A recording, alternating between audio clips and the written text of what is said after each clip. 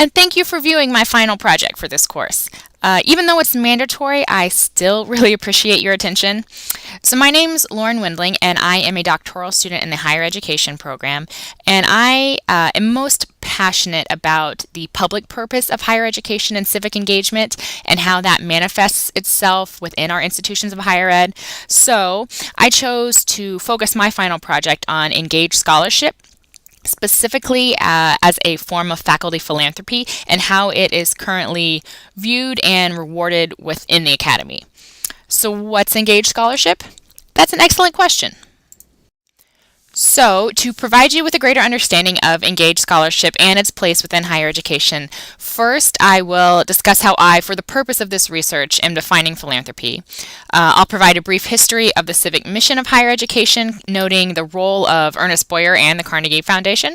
I'll identify how engaged scholarship serves as a form of faculty philanthropy, touching a bit on the characteristics and identities of faculty who pursue engaged scholarship. And lastly, I'll examine how engaged scholarship is or is not valued within institutions of higher education through the structures of promotion and tenure. So here we go. Picture it. The year is 1990, and Ernest Boyer, president of the Carnegie Foundation for the Advancement of Teaching, released his groundbreaking report, Scholarship Reconsidered. In it, he asked institutions of higher education to place research and scholarship in the larger context of community. He urged faculty to understand the communal and public nature of knowledge, and further, he advocated for campuses to transform their reward systems to better align with the public purpose of education, research, and scholarship, to encourage faculty to pursue engaged work. Today, nearly 30 years after Boyer's Scholarship Reconsidered, many institutions of higher education are using broader definitions of research to include a wider range of engaged scholarships. However, promotion and tenure processes among most institutions in the country continue to be critiqued for disadvantaging the communal interdisciplinary work of engaged scholarship and rather encouraging traditional research that is more distanced from community. So as academic culture continues to prefer the norms of traditional scholarship, many faculty who pursue engaged work do so on the periphery of their institutions, at risk of not achieving promotion and tenure. Personally, I believe that academic work and scholarship needs to be more involved with communities and individuals outside of the academy. I'm not necessarily suggesting that all faculty members within every institution need to take a philanthropic approach to scholarship, but rather institutions, I believe, can no longer only encourage and reward one type of scholarship, that which is isolated within the ivory tower. My research here for this class places Boyer's work in today's academic and social context and also examines the value of engaged scholarship within higher education. I utilize a broader definition of philanthropy, so I understand engaged scholarship as a form of faculty philanthropy. To better understand the philanthropic actions of college faculty, it's imperative first to clarify how exactly I'm defining philanthropy in this context. The majority of current scholars today generally define philanthropy as the private giving of time or valuables for public purpose. Further, philanthropy, both within and outside of higher education, is often mistaken for being solely related to the giving of financial wealth or monetary gifts. However, money is only one form of philanthropic giving, and that which is most conveniently measurable. I elected to utilize Robert Payton's 1988 definition of philanthropy, which he notes is voluntary action for the public good. And I chose this to allow for a more encompassing and holistic understanding of philanthropy as it relates specifically to faculty work. Instead of viewing philanthropy as traditional acts of monetary giving, this more nuanced version allows for the ability to incorporate faculty's personal philosophies and values into the conception of philanthropic giving. So exploring faculty's community engaged work as philanthropic action offers a new lens to better understand the complexities of faculty roles and the responsibilities they have within institutions of higher education. But first, a brief history of civic engagement within higher education, as well as an examination of the political and social context that served for the impetus of Boyer's Scholarship Reconsidered, is necessary to ground this work. For over 350 years, higher education has been inextricably interlocked with the larger purposes of American society and the advancement of the public good. It's thus understandable that for institutions of higher education, service to the public good is at the very heart of philanthropic action, while also deeply rooted in the foundational principles of American education. The history of engagement in higher education dates back to the founding of the college in the 17th century. The application of knowledge for the advancement of the common good has served as a fundamental principle of American education and is illustrated in the colonial college's missions to prepare men to serve as religious, political, and civic leaders. As the United States continued to grow and evolve, so too did the Academy. The 1824 founding of Rensselaer Polytechnic Institute served as a constant reminder that higher education must adapt to assist the nation with creating men able to build railroads, bridges, and national infrastructure. Institutions' social responsiveness to the needs of a growing country were illustrated again in the 1862 Morrill Act and the 1887 Hatch Act. This highlighted higher education's commitment to placing education in the hands of the common people and bringing agricultural and mechanical learning to the farmer.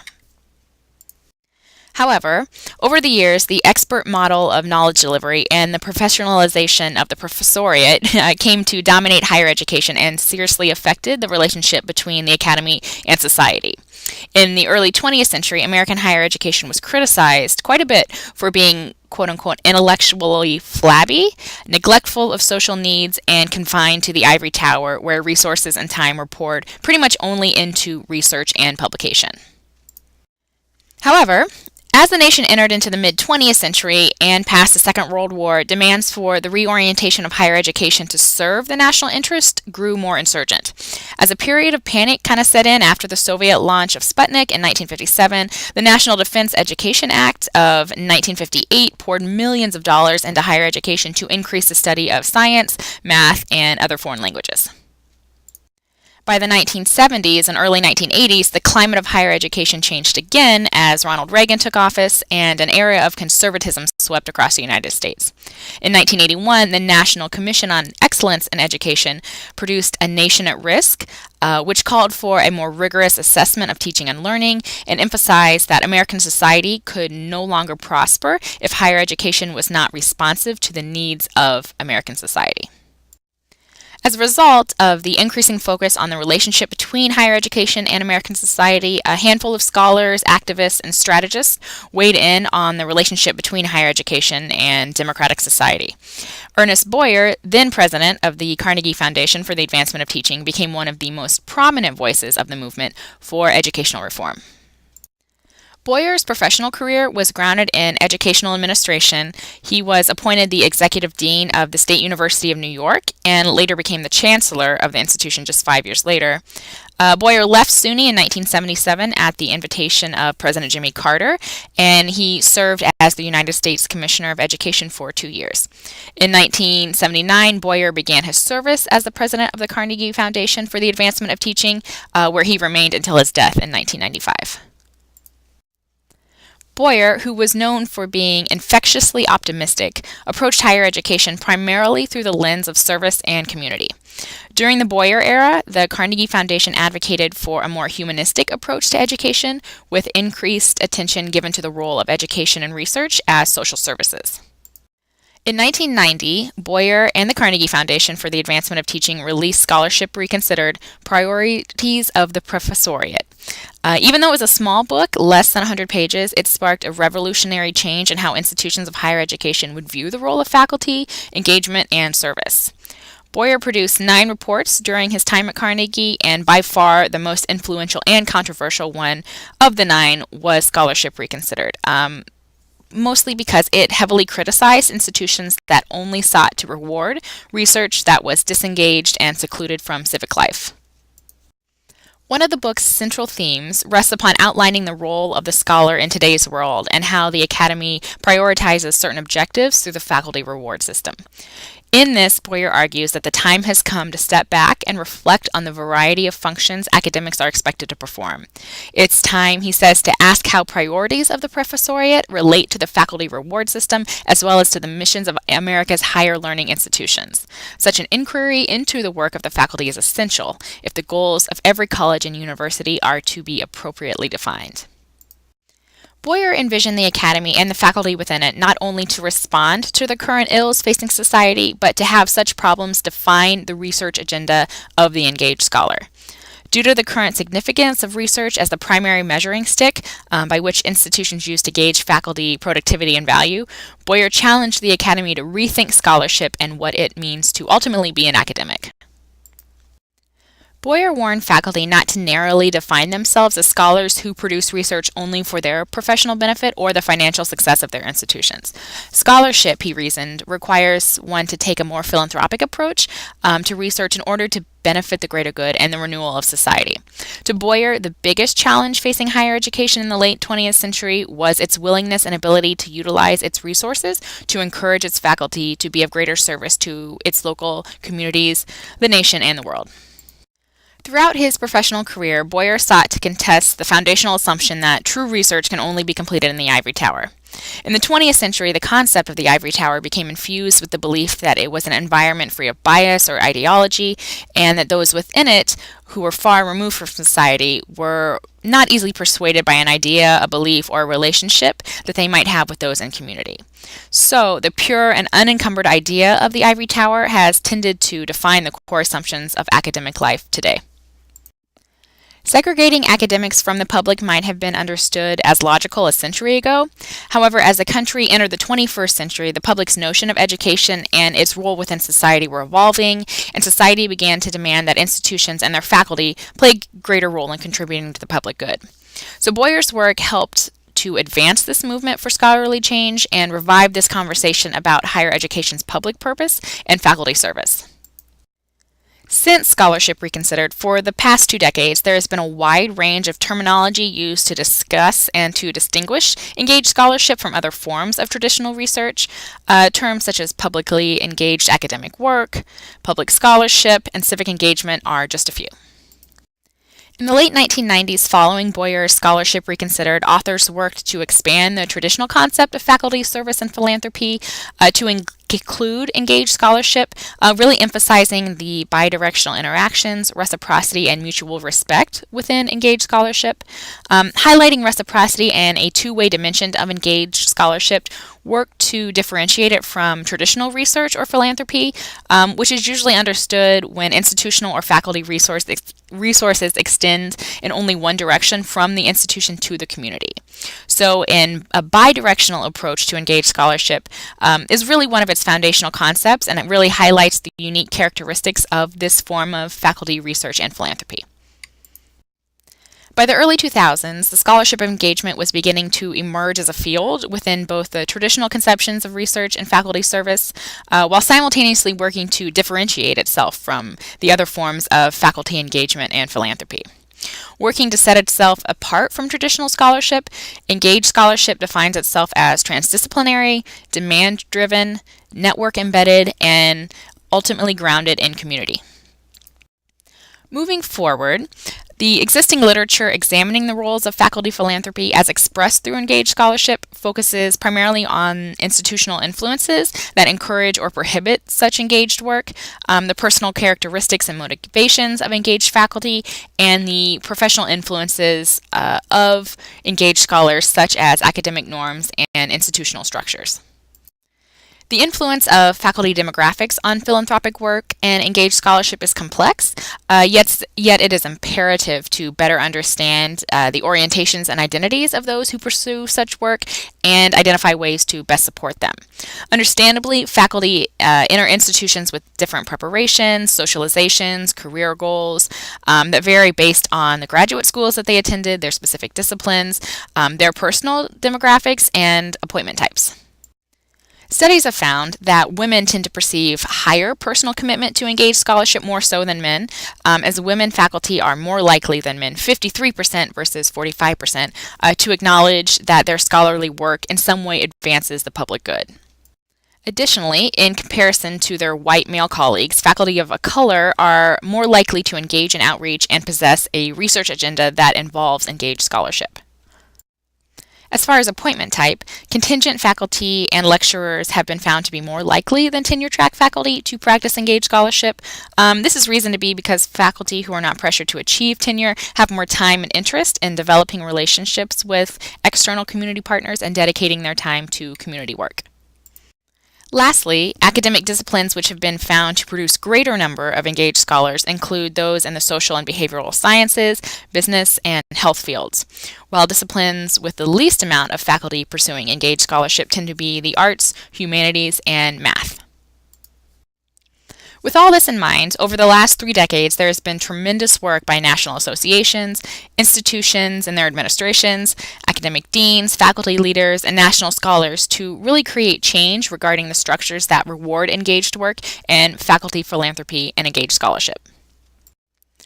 A handful of campuses have begun using broader definitions of scholarship that include a variety of engaged philanthropic work, and hundreds of institutions throughout the country have adopted Boyer's framework of engagement into their promotion and tenure structures.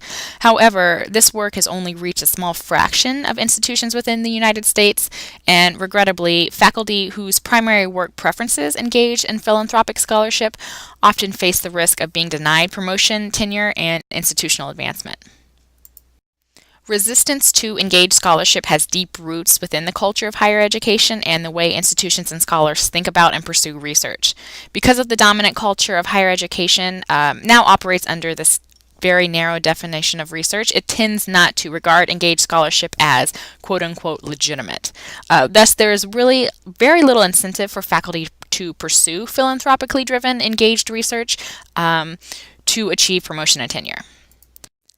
It's important to think about this in terms of promotion and tenure. Over 95% of all traditional institutions of higher education in the United States had some form of tenure review by the end of the 19th century. However, by the end of the 20th century, promotion and tenure continues to be structured in similar ways as it had been for the last century. Although tenure was initially created to allow faculty to take intellectual risks, by the end of the 20th century, studies have found it to have exactly the opposite effect. Faculty pursuing tenure are found to be risk-averse and forgo engaged work for quick publications that produce minimal findings. The route to obtaining tenure quickly became the motto publish or perish, and philanthropically motivated, engaged scholarship pretty much fell to the wayside. Many engaged faculty express frustration that institutional reward structures haven't caught up with the dynamic nature of engaged scholarship. Studies have found that promotion and tenure policies were identified to be the strongest barrier limiting faculty's engagement with community.